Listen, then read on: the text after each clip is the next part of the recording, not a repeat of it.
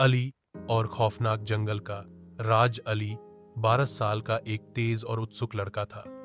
उसे नई जगहों को खोजना और कहानियां सुनना बहुत पसंद था।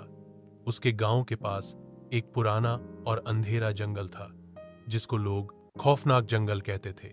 लोग कहते थे कि वहां कोई कभी गया तो वापस नहीं आया। एक दिन अली ने फैसला किया कि वह जंगल का राज जानेगा। सुबह से पहले उसने अपना बैग तैयार किया, टॉर्च, थोड़ा खाना, पानी और अपनी दादी की दी हुई एक छोटी तलवार। वह जंगल में दाखिल हुआ तो सब कुछ खामोश था। पेड़ बहुत ऊंचे थे और सूरज की रोशनी भी मुश्किल से जमीन तक पहुंच रही थी। थोड़ी देर बाद उसे एक अजीब सी आवाज सुनाई दी, कर कर।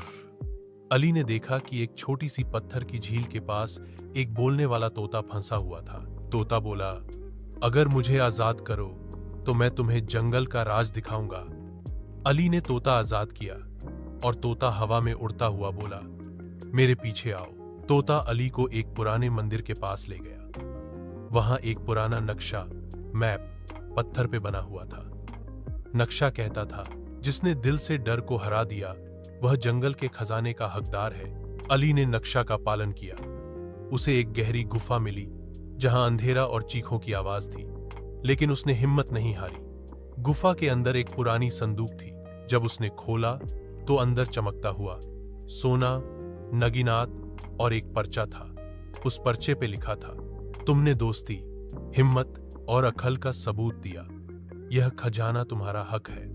अली ने कुछ सोना गांव के लोगों के लिए ले लिया और जंगल का राज सबको बताया।